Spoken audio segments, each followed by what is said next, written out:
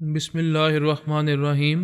گمنام ہیروز کے معزز ناظرین، السلام علیکم۔ آئیے چلتے ہیں کہانی کی طرف۔ سونیا اس فیملی کے ساتھ ہولی کراس ٹاؤن میں آ گئی۔ وہ فیملی آدھی رہ گئی تھی۔ باربرا کا باپ جیکسن مارا گیا تھا۔ اس کا بڑا بیٹا اور بہو پولیس کسٹڈی میں تھے۔ صرف باربرا اور ایلسی اور جیری رہ گئے تھے۔ میں نے جیکسن کی تدفین سے پہلے خیال خوانی کے ذریعے اس کے بڑے بیٹے اور بہو کو رہائی دلائی۔ سونیا نے ان سے کہا، میں نے تم سب کے ساتھ بہت ہی یادگار وقت گزارا ہے، اب مجھے یہاں سے جانا ہوگا۔ باربرا نے اس کی گردن میں باہیں ڈال کر شکایت کی، کیا آپ مجھے بیٹی بنا کر یہاں چھوڑ جائیں گے؟ بیٹیاں ایک دن ماں باپ سے جدا ہوتی ہیں، ہمیں بھی جدا ہونا ہے۔ نہ میں اپنی فیملی سے دور یہاں رہ سکتی ہوں، نہ تم اپنی فیملی کو چھوڑ کر میرے ساتھ آ سکتی ہو۔ کیا تم میرے ساتھ آ سکو گی؟ وہ ہچکچاتے ہوئے بولی، آپ نے مجھے اتنا تحفظ، اتنی سلامتی دی ہے کہ میری سگی ماں بھی نہیں دے سکتی تھی۔ میں ہمیشہ آپ کے سائے میں محفوظ رہ سکتی ہوں، لیکن اپنے باپ دادا کا خاندان، یہ مکان اور لہو کے رشتے توڑ کر نہیں جا سکوں گی۔ آپ سے دور رہوں گی، لیکن آخری سانسوں تک آپ کو یاد کرتی رہوں گی۔ ڈبلیو رائٹ خیال خوانی کے ذریعے باربرا کے اندر آتا جاتا تھا، اس وقت بھی موجود تھا اور سمجھ رہا تھا کہ سونیا وہاں سے جائے گی تو وہ باربرا کے بعد کسی کو اعلی کار نہیں بنا سکے گا۔ پتہ نہیں چلے گا کہ وہ کہاں جا رہی ہے۔ اس نے ڈاکٹر بوکا بوکا سے کہا، وہ ہولی کراس ٹاؤن سے جا رہی ہے، پتہ نہیں آگے کہاں جا کر ہمارے کس تیسرے اڈے کو تباہ کرے گی۔ یہ تنہا ہوگی، اس کے ساتھ کوئی نہیں ہوگا، میں کسی کے ذریعے اس پر نظر نہیں رکھ سکوں گا۔ ڈاکٹر نے کہا، اس سے پہلے کہ یہ ہمیں مزید نقصان پہنچائے، اسے کسی بھی طرح وہیں ختم کر دو۔ مجھے یہ معلوم نہیں ہو رہا ہے کہ ابھی سونیا کے اندر فرحاد موجود ہے یا نہیں۔ مجھے سوچ سمجھ کر حملہ کرنا ہوگا۔ تمہارے سوچنے سمجھنے تک وہ وہاں سے چلی جائے گی۔ جو کرنا ہے جلدی کرو، آخر کب تک ان لوگوں سے چھپ کر خیال خوانی کرتے رہو گے؟ ڈبلیو رائٹ اس وقت باربرا کے علاوہ جیری اور ایلسی وغیرہ کو اعلی کار بنا سکتا تھا۔ اس نے جیری کے دماغ پر قبضہ جما لیا۔ اس مکان میں کوئی اسلحہ نہیں تھا، کچن میں چاقو رکھا ہوا تھا۔ جیری نے اسے اپنے لباس میں چھپا لیا۔ سونیا اپنا سفری بیگ اٹھا کر ان سے رخصت ہو رہی تھی۔ باربرا اور ایلسی اسے مکان کے باہر ٹیکسی تک رخصت کرنے آئی تھی۔ جیری راستہ روک کر کھڑا ہو گیا۔ ایلسی نے پوچھا، کیا بات ہے جیری؟ ڈبلیو رائٹ اس کے دماغ پر قبضہ جما کر اس سے حملہ کرنے پر مجبور کر رہا تھا۔ اس نے سونیا سے کہا، تم نے ایک ہوٹل میں 3 گنڈوں کی پٹائی کی تھی۔ تم نہ ہوتی تو باربرا اور ایلسی کی آبرو خاک میں مل جاتی۔ پھر تم نے ہچکاک میں ہم سب کو قاتلوں سے بچایا۔ ہم سب تم پر اپنی جانیں بھی قربان کر دیں تو کم ہے۔ میرے لباس کے اندر یہ چاقو ہے۔ اس نے لباس کے اندر سے چاقو نکالا۔ ایلسی اور باربرا پریشان ہو گئیں۔ سونیا مسکرانے لگی۔ وہ بولا، ایک کتا بڑی دیر سے میرے اندر بھونک رہا ہے، مجبور کرنا چاہتا ہے کہ میں تمہیں اس چاقو سے ہلاک کر دوں۔ اس سے پوچھو یہ کس نسل کا کتا ہے اور کہاں سے آیا ہے۔ سونیا نے کہا، یہ پوچھنے کی ضرورت نہیں ہے۔ ڈاکٹر بوکا بوکا یہ نہیں چاہتا کہ میں آگے جا کر اسے مزید نقصان پہنچاؤں۔ اس کی اس حماقت سے مجھے معلوم ہو گیا ہے کہ اس کے ساتھ کوئی ٹیلی پیتھی جاننے والا ہے۔ میں پہلے سے زیادہ محتاط رہوں گی۔ وہ ٹیکسی میں بیٹھ کر وہاں سے روانہ ہو گئی۔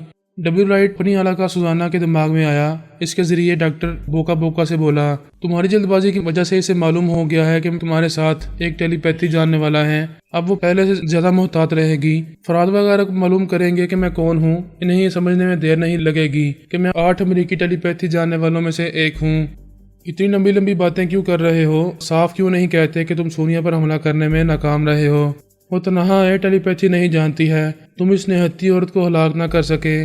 وہ تنہا نہیں ہے، فرحاد اور اس کے ٹیلی پیتھی جاننے والے وہاں موجود تھے۔ میں نے جیری کے دماغ پر قبضہ جمایا تھا، لیکن مجھ سے پہلے کوئی اس کے اندر موجود تھا۔ اس نے جیری کے دماغ پر قبضہ جما رکھا تھا۔ آئندہ میں تمہارے مشورے پر عمل نہیں کروں گا۔ وہ آپس میں بحث کر رہے تھے۔ انہیں اندیشہ تھا کہ سونیا آئندہ ان کے کسی اور خفیہ اڈے تک پہنچنے والی ہے، جبکہ ایسا نہیں تھا۔ وہ میری تلاش میں وہاں گئی تھی، میں اس کی زندگی میں واپس آ گیا تھا۔ خواہ مخواہ اس ملک میں رہنا ضروری نہیں تھا۔ وہ یہ سن کر پریشان ہو گئی تھی کہ اس کا بیٹا کبریا گردش میں آ گیا ہے۔ میں جس مصیبت سے نکل آیا تھا، اس مصیبت میں وہ گرفتار ہو گیا تھا۔ وہ بیٹے کو تلاش کرنے میرے پاس ہندوستان آ رہی تھی۔ الاسکا سے کینیڈا پہنچ کر وہاں سے کسی فلائٹ میں انڈیا آنے والی تھی۔ الپا، الا بی بی اور فرمان خیال خوانی کے ذریعے زیرے کے سیکیورٹی افسر اور دوسرے اہم افراد کے دماغوں میں جگہ بنا چکے تھے۔ وہاں انہوں نے کبریا کی آواز سنی تھی۔ وہ سیکیورٹی افسر کے اندر آ کر وہاں کے دفاعی انتظامات دیکھتا تھا۔ تمام مسلح افراد صبح و شام فوجی مشقیں کیا کرتے تھے اور انڈین آرمی سے نمٹنے کے لیے ہمہ وقت تیار رہتے تھے۔ دادی ماں کبریا سے کہتی تھی کہ اسے محل کے اندر اور باہر تمام معاملات پر نظر رکھنی ہے اور زیرے کے چاروں طرف بھی یہ دیکھنا ہے کہ انڈین گوریلے فائٹر سمندر کے راستے سے چھپ کر نہ آ جائیں۔ وہ دادی ماں کے حکم کے مطابق دن رات خیال خوانی میں مصروف رہتا تھا۔ الا بی بی نے کہا، پاپا میں وہاں کسی کے اندر کبریا کی آواز سنتی ہوں تو اس سے باتیں کرنے کے لیے دل بے چین ہو جاتا ہے۔ میں نے کہا بھائی کی محبت سے مغلوب ہو کر اسے مخاطب کرنے کی غلطی نہ کرنا، وہ دادی ماں کو بتا دے گا کہ ہم جزیرے میں اہم افراد کے اندر آتے رہتے ہیں، پھر وہ وہاں ہمارے لیے رکاوٹیں پیدا کرنے لگے گی۔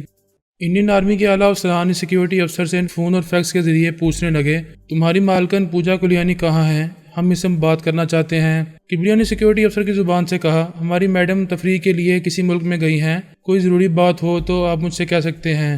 آرمی کے افسران کو یہ معلوم ہو چکا تھا کہ جزیرے میں صرف ایک سیکیورٹی افسر رہ گیا ہے، پوجا اور سلمان کیسر کہیں دور کسی ملک میں ہیں۔ وہ میرے بارے میں یہی جانتے تھے کہ میں اب تک پوجا کے ساتھ ہوں، جزیرے میں کتنی بڑی تبدیلی آ گئی ہے وہ نہیں جانتے تھے۔ فرمان نے پوچھا آرمی وہاں حملہ کرے گی تو ہم کیا کبریا کا ساتھ دیں گے اور اس چڑیل کے جزیرے کی حفاظت کریں گے؟ اعلیٰ بی بی نے کہا ہم آرمی کے حملوں کو ناکام بنائیں گے تو گویا دادی ماں کا ساتھ دے کر اس دشمن عورت کے ہاتھ مضبوط کریں گے۔ الپا نے کہا اگر وہ جزیرہ تباہ ہو جائے یا انڈین آرمی کا قبضہ وہاں ہو جائے تو دادی ماں کو زبردست نقصان پہنچے گا اور ہم اسے نقصان پہنچائیں گے۔ میں نے کہا تصویر کا ایک ہی رخ نہ دیکھو، بے شک اس خبیث عورت کو بھاری نقصان پہنچا کر خوشی ہوگی، لیکن اس تصویر کا دوسرا رخ یہ ہے کہ وہ کبریا کو نقصان پہنچائے گی۔ اس نے مجھے صرف جزیرے کی سلامتی کے لیے ٹریپ کیا تھا، کبریا کو بھی صرف اسی مقصد کے لیے اپنا غلام بنا رکھا ہے، جب اس سے فائدہ نہیں پہنچے گا تو وہ اسے نقصان ضرور پہنچائے گی۔ اعلیٰ بی بی نے مایوس ہو کر کہا یہ کیسی مجبوری ہے، وہ ہم سے دشمنی کر رہی ہے اور ہم نہ چاہتے ہوئے بھی دوستوں کی طرح اس کے جزیرے کی حفاظت کرتے رہیں گے۔ ہم واقعی مجبور ہیں، کبریا کی سلامتی کے لیے ہمیں ایسا کرنا ہوگا۔ آخر آرمی والے حرکت میں آ گئے۔ انہوں نے پوجا اور سلمان کیسر کے بغیر جزیرے کو خالی لاوارث اور کمزور سمجھ لیا۔ رات کی تاریکی میں سمندری راستے سے ساحل پر اتر گئے۔ وہاں صرف 4 مسلح گارڈز تھے، وہ سینکڑوں کی تعداد میں آنے والوں کو جوابی فائرنگ سے روک نہیں سکتے تھے۔ وہاں سے بھاگ کر محل میں آئے۔ سیکیورٹی افسر کو بتایا کہ آرمی کے سینکڑوں جوان ساحل پر آ گئے ہیں۔ سیکیورٹی افسر نے محل کی چاروں طرف اپنے مسلح گارڈز کو الرٹ کر دیا۔ اس وقت اعلیٰ بی بی اور فرمان خیال خوانی کے ذریعے وہاں موجود تھے۔ انہوں نے مجھے اور الپا کو بلایا۔ میں فوراً ہی خیال خوانی کے ذریعے آرمی ہیڈ کوارٹر کے افسران کے اندر پہنچنے لگا۔ اس سے پہلے بھی میں ان کے خیالات پڑھتا رہا تھا۔ وہ افسران موبائل فون اور وائرلیس کے ذریعے ان افسروں سے باتیں کر رہے تھے جو جزیرے کے ساحل پر سپاہیوں کے ساتھ بخیریت پہنچ گئے تھے۔ ان میں سے ایک افسر رپورٹ پیش کر رہا تھا سر ہم یہاں پہنچ گئے ہیں، ادھر کوسٹ گارڈز بھی نظر نہیں آ رہے، چند ملاح اور ماہی گیر ہیں، انہیں ہم نے حراست میں لیا ہے۔ ان کے بیان کے مطابق ادھر 4 مسلح گارڈز رات کو ڈیوٹی دیتے ہیں، وہ ہمیں اتنی بڑی تعداد میں دیکھ کر بھاگ گئے ہیں۔ ہیڈ کوارٹر سے کہا گیا ان بھاگنے والوں نے محل میں خبر پہنچائی ہوگی، وہ مقابلے کے لیے تیار ہوں گے، بہت ہوشیاری سے محل کا محاصرہ کرو۔ میں نے الپا، اعلیٰ بی بی اور فرمان کو اس افسر کے دماغ میں پہنچایا، پھر ہم سب اس ایک افسر کے ذریعے دوسرے افسروں اور سپاہیوں کے اندر پہنچنے لگے۔ ادھر سیکیورٹی افسر کبریا سے کہہ رہا تھا سر ہم لڑنے والے تعداد میں پورے 40 بھی نہیں ہیں اور دشمن سینکڑوں تعداد میں آئے ہیں، پھر ان کے پاس مشین گنیں اور میزائل وغیرہ بھی ہیں۔ کبریا نے کہا کیا پہلے سے نہیں جانتے تھے کہ ان کے پاس یہ سب کچھ ہوگا اور اب محدود ہتھیاروں سے لڑیں گے؟ ہم جانتے تھے، لیکن ہم آپ کی ٹیلی پیتھی کے ہتھیار پر بھروسہ کرتے ہیں، آپ یہ ہتھیار استعمال کریں تاکہ ان پر دہشت طاری ہو۔ میں نے اب تک کسی دشمن کی آواز نہیں سنی ہے، آواز سنے بغیر میں کسی کے اندر جا سکوں گا اور نہ ان کے خلاف کچھ کر سکوں گا۔ وہ محل کا محاصرہ کرنے کے بعد ضرور تمہیں مخاطب کریں گے۔ کبریا نے ایک مسلح گارڈ سے کہا تم موٹر سائیکل لے کر ساحل کی طرف ایلچی بن کر جاؤ اور ان سے باتیں کرو۔ ایلچی میں نے پریشان ہو کر پوچھا آپ مجھے تنہا موت کے منہ میں کیوں بھیج رہے ہیں؟ وہ میری کوئی بات نہیں سنیں گے، گولی مار دیں گے۔ بکواس مت کرو، یہ جنگ کا اصول ہے، دشمن کے ایلچی کو مارا نہیں جاتا، اس کے ذریعے مذاکرات کیے جاتے ہیں۔ وہ جانا نہیں چاہتا تھا۔ کبریا نے اس کے دماغ پر قبضہ جمایا۔ وہ موٹر سائیکل پر بیٹھ کر وہاں سے جانے لگا۔ محل کے احاطے کی 4 دیواری بہت اونچی تھی اور اس کی اونچائی پر تار کانٹے بچھائے گئے تھے۔ وہاں چاروں طرف تھوڑے تھوڑے فاصلے پر مچانیں بنی ہوئی تھیں، ہر مچان پر 4 مسلح گارڈز تھے اور سرچ لائٹس کے ذریعے دور تک دیکھ رہے تھے۔ وہ ایلچی موٹر سائیکل پر ساحل کی طرف جا رہا تھا، دور کہیں سے آواز سنائی دی ہالٹ۔ کبریا اس ایلچی کے اندر تھا، اس نے آواز سنی لیکن دور کی آواز اور لہجہ صاف سنائی نہیں دیا۔ اب آگے باتوں کا سلسلہ شروع ہونے والا تھا۔ وہ توجہ سے سننے لگا۔ ایلچی نے موٹر سائیکل روک دی تھی، تاریکی میں ادھر ادھر دیکھ رہا تھا۔ پھر اس نے کہا میں اکیلا ہوں، گولی نہ چلانا، پیغام لے کر آیا ہوں، مجھے اپنے قریب آنے۔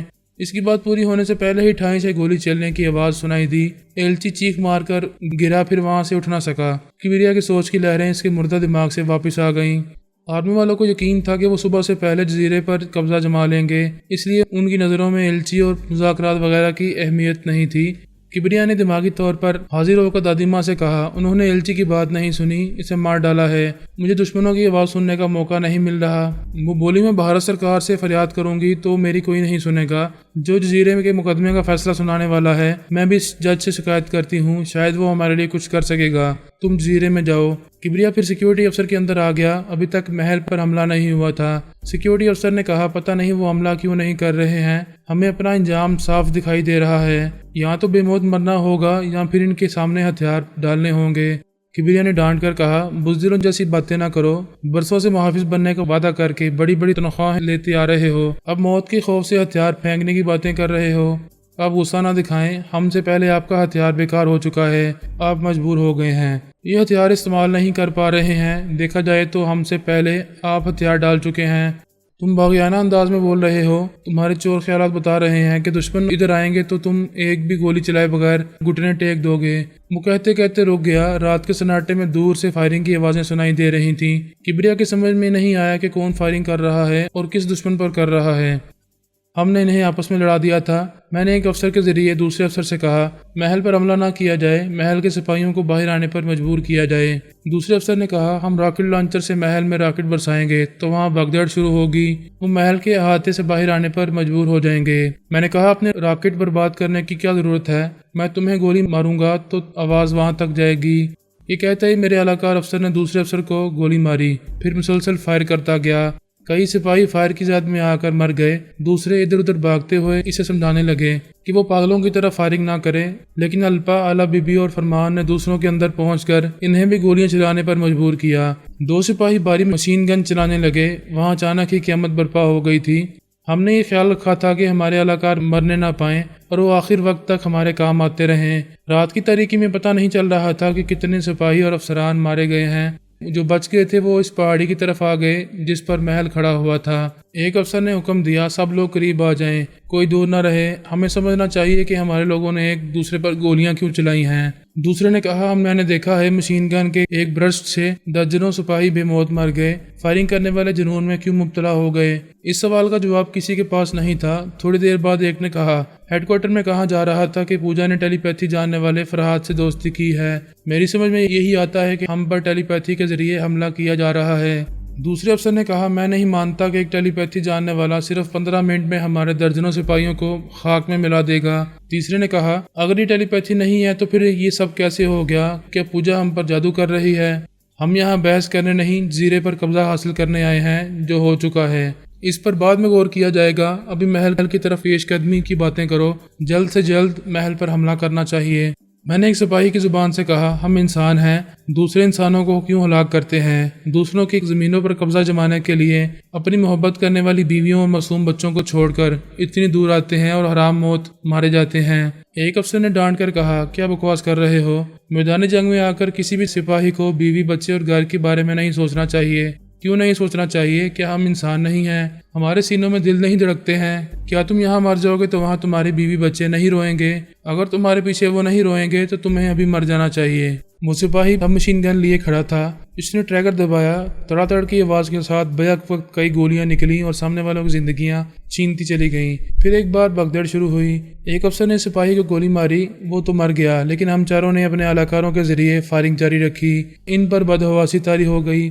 وہ جدھر جا رہے تھے ادھر سے فائرنگ ہو رہی تھی، جان بچانے کی جگہ نہیں مل رہی تھی۔ آخر وہ اپنے ہتھیار پھینک کر زمین پر گھٹنے ٹیکنے لگے، کہنے لگے، سیز فائر، بند کرو، فائرنگ بند کرو، ہم ہتھیار ڈال چکے ہیں۔ فائرنگ بند ہو گئی۔ میں نے ایک افسر کی زبان سے کہا، اب یہ مان لو کہ محل کے دروازے تک نہیں پہنچ سکو گے اور جزیرے سے فوراً واپس نہ گئے تو ہم میں سے ایک بھی زندہ نہیں بچے گا۔ دوسرے افسر نے کہا، یہاں جو ہو رہا ہے وہ ہماری سمجھ سے باہر ہے، سمجھداری یہی ہوگی کہ ہم یہاں سے واپس چلے جائیں، لیکن مردہ سپاہیوں کو چھوڑ کر نہیں جاؤ گے، ان کی لاشیں اور تمام ہتھیار اٹھا کر لے جاؤ گے۔ ایک نے پوچھا، اتنی لاشیں ہم کہاں لے جائیں گے اور کیوں لے جائیں گے؟ میں نے کہا، ایک ٹیلی پیتھی جاننے والے کا حکم ہے، اگر حکم کی تعمیل نہ کی گئی تو تمہاری لاشیں اٹھانے والا بھی یہاں کوئی نہیں رہے گا۔ انہوں نے مجبور ہو کر ایک دوسرے کو دیکھا، پھر سپاہیوں کو حکم دیا کہ وہ لاشیں اور ہتھیار اٹھا کر کشتیوں پر لے جا کر رکھیں۔ حکم کی تعمیل ہونے لگی، وہ سب سہمے ہوئے تھے، واپس جانے کے لیے پھرتی سے کام کر رہے تھے۔ ہم ان کے ذریعے ٹارچ کی روشنی میں دور تک دیکھ رہے تھے کہ وہاں کوئی لاش یا انڈین آرمی کا کوئی ہتھیار نہ رہ جائے، آئندہ یہ ثبوت نہ ملے کہ انڈین آرمی وہاں آئی تھی۔ وہاں حملہ کرنے 100 سپاہی اور 10 افسران آئے تھے، جن میں سے 2 افسران اور 40 سپاہی زندہ واپس جا رہے تھے۔ ان کا بحری جنگی جہاز جزیرے سے 5 میل دور گہرے پانی میں کھڑا تھا۔ وہ سب موٹر بوٹس میں آئے تھے اور انہی بوٹس میں بحری جہاز کی طرف جا رہے تھے۔ ہماری خیال خوانے کے مطابق لاشوں اور ہتھیاروں کو سمندر میں پھینکتے جا رہے تھے۔ اس بحری جنگی جہاز میں بھی کچھ اعلیٰ افسران اور کئی سپاہی تھے۔ انہوں نے واپس آنے والوں سے پوچھا، کیا جزیرے پر قبضہ ہو گیا؟ دوسرے افسر نے خوش ہو کر کہا، یقیناً قبضہ ہو چکا ہے، اسی لیے ہمارے 6 افسران اور باقی سپاہی وہیں رہ گئے ہیں۔ ان کی باتوں کے دوران میں ہم 4 سپاہیوں کو جہاز کے بیسمنٹ میں لے گئے، جہاں انجن، پیٹرول اور ڈیزل آئل تھا۔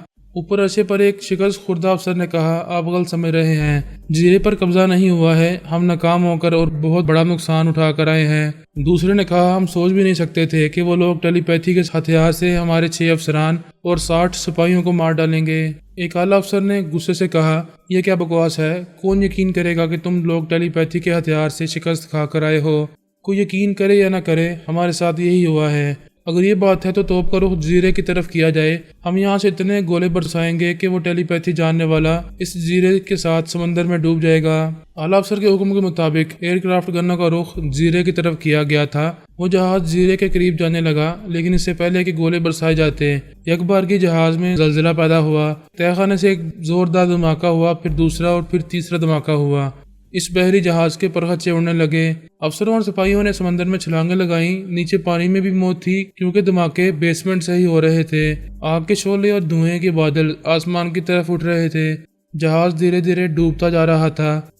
سیکیورٹی افسر اور تمام مسلح افراد محل کے باہر کھڑے دور سمندر کی طرف دیکھ رہے تھے۔ میلوں دور تک دھماکے سنائی دے رہے تھے اور آگ کے شعلے دکھائی دے رہے تھے۔ کبریا نے کہا، کوئی بحری جہاز تباہ ہو رہا ہے۔ سیکیورٹی افسر نے کہا، یہ ان فوجیوں کا ہی جہاز ہوگا جو یہاں حملہ کرنے آئے ہیں۔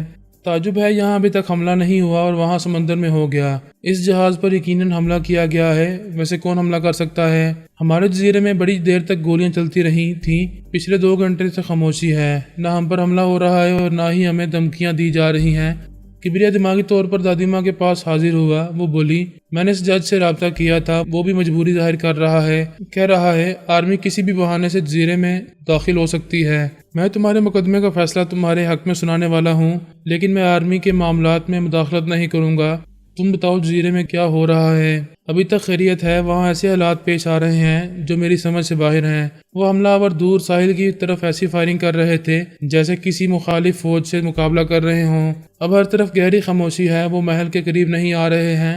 دور سمندر میں ان کا ایک بحری جہاز بھی یوں تباہ ہو چکا ہے جیسے کسی نے حملہ کر کے اسے ڈبویا ہے۔ یہ کسی کے سمجھ میں نہیں آ رہا تھا کہ ایک ہی رات میں کیا کچھ ہو گیا ہے اور کیسے ہو گیا۔ صبح کبریا نے سیکیورٹی افسر کو حکم دیا کہ وہ ہیلی کاپٹر میں بیٹھ کر جزیرے کے اوپر پرواز کرے اور صحیح حالات معلوم کرے۔ اس نے حکم کے مطابق پرواز کی۔ کبریا اس کے اندر موجود تھا۔ وہ افسر ہیلی کاپٹر کو پورے جزیرے کے اطراف گھما رہا تھا اور نیچے دیکھ رہا تھا۔ انڈین آرمی کا ایک بھی سپاہی کہیں نظر نہیں آ رہا تھا۔ ساحل پر ملا اور ماہی گیر دکھائی دے رہے تھے۔ اس نے ہیلی کاپٹر کو ساحل پر اتارا، ملاحوں اور ماہی گیروں سے سوالات کیے۔ انہوں نے بتایا پچھلی رات بھارتی فوجی آئے تھے، وہ تعداد میں 100 سے زیادہ ہوں گے۔ انہوں نے ہمیں ایک کٹیا میں بند کر دیا تھا۔ ہم اندھیرے میں گولیاں چلنے کی آوازیں سنتے رہے۔ پھر 1 گھنٹے کے بعد وہ فوجی اپنے ساتھیوں کی لاشیں موٹر بوٹس میں ڈال کر یہاں سے چلے گئے۔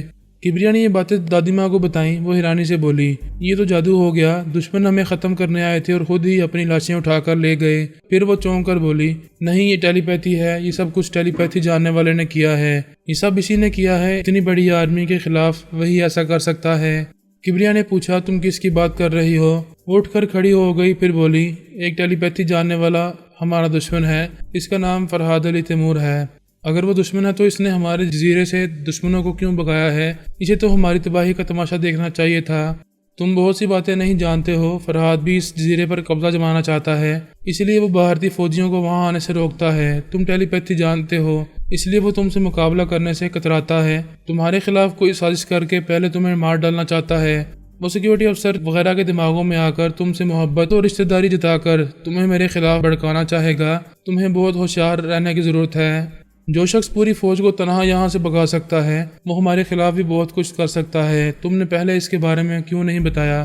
پہلے میری عقل میں یہ بات نہیں آئی تھی کہ وہ اپنے فائدے کے لیے ہمارے دشمنوں سے لڑے گا اور انہیں جزیرے سے بھگاتا رہے گا۔ تم اس کے بارے میں زیادہ نہ سوچو۔ میرا یہ حکم یاد رکھو کہ تم فرحات سے یا کسی بھی ٹیلی پیتھی جاننے والے سے بات نہیں کرو گے۔ اس طرح کوئی بھی میٹھی باتیں کر کے تمہیں نہیں بہکائے گا۔ میں تمہارے حکم پر چلوں گا، کسی بھی خیال خوانی کرنے والے سے کبھی بات نہیں کروں گا۔ وہ کسی کے دماغ میں آ کر بولیں گے تو میں اس دماغ سے چلا جاؤں گا، ان کی کوئی بات نہیں سنوں گا۔ شاباش، اب جزیرے میں جاؤ۔ آرمی کے افسران شکست کھانے کے بعد ہم سے رابطہ کرنا چاہیں گے، ہم پر الزامات عائد کریں گے، تمہیں ان سے اچھی طرح نمٹنا ہے۔ کبریا اس کے حکم کے مطابق سیکیورٹی افسر کے پاس چلا گیا۔